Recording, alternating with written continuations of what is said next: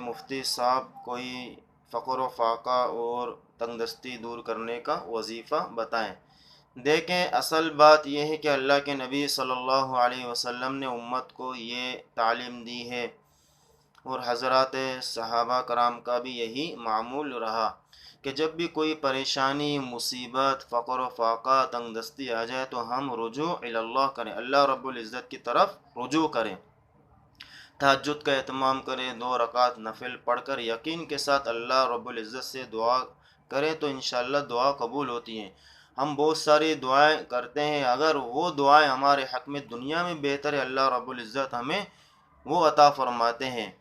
اگر ہمارے لیے آخرت میں بہتر ہے، اللہ رب العزت اس کا ذخیرہ فرماتے ہیں، ہمیں آخرت میں عطا فرماتے ہیں، لیکن ہماری دعائیں قبول ہوتی ہیں۔ خود باری تعالیٰ کا ارشاد ہے، ادعونی استجب لکم، تم مجھے پکارو میں تجھے جواب دوں گا۔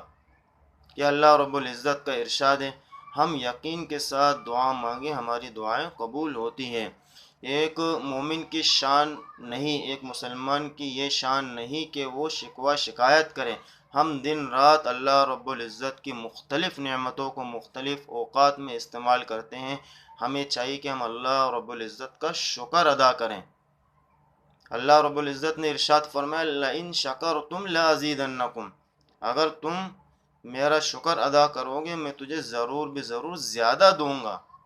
زیادتی کا اللہ رب العزت نے وعدہ فرمایا، تو ہمیں چاہیے کہ ہم اللہ رب العزت کا شکر ادا کریں، رجوع اللہ کریں، اور مختلف احادیث میں اللہ کے نبی صلی اللہ علیہ وسلم نے کچھ دعائیں بتلائی ہیں، ان میں سے ایک آپ کے سامنے عرض کروں گا جو اسی کے متعلق ہے، فقر و فاقہ اور تنگدستی دور کرنے کے متعلق۔ حضرت امام مالک رحمۃ اللہ علیہ نے حضرت ابن عمر رضی اللہ عنہما سے روایت کی، فرماتے ہیں کہ ایک مرتبہ ایک شخص حاضر خدمت ہوا، اللہ کے نبی صلی اللہ علیہ وسلم سے فرمایا، الدنیا ادبرت عنی، دنیا نے میری طرف سے پیٹ پھیر لیے، منہ بھی پھیر لیا، یعنی میں بالکل تنگ دست ہوں، فقیر ہوں، پریشان حال ہوں۔ اللہ کے نبی صلی اللہ علیہ وسلم نے فوراً ارشاد فرمایا، تم فرشتوں کی نماز اور مخلوق کی تسبیح سے کیوں غافل ہو، جس کے صدقے اللہ رب العزت مخلوق کو رزق عطا فرماتے ہیں۔ تم فجر کی نماز کے بعد سبحان اللہ و بحمدہ سبحان اللہ العظیم استغفر اللہ 100 مرتبہ پڑھیں۔ روزانہ فجر کی نماز کے بعد سبحان اللہ و بحمدہ سبحان اللہ العظیم استغفر اللہ 100 مرتبہ پڑھیں، تأتیک الدنیا ساغرہ، دنیا آپ کی طرف ذلیل و خوار ہو کر آئے گی۔ مطلب یہ ہے کہ اللہ رب العزت آپ کی فقر و فاقہ و تنگدستی دور فرمائیں گے۔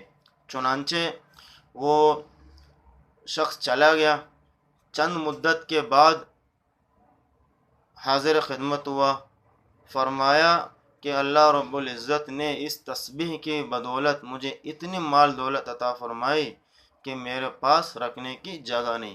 آپ دیکھیں، اس شخص نے یقین کے ساتھ اس دعا کو پڑھا، اس کا مسئلہ حل ہو گیا۔ اب ہم بھی یقین کے ساتھ اللہ رب العزت سے دعا کریں، 2 رکعت نفل پڑھیں، تہجد کا اہتمام کریں، 5 وقت نماز کا اہتمام کریں، یہ دعا پڑھیں، انشاءاللہ آپ کی بھی فقر و فاقہ اور تنگدستی دور ہوگی۔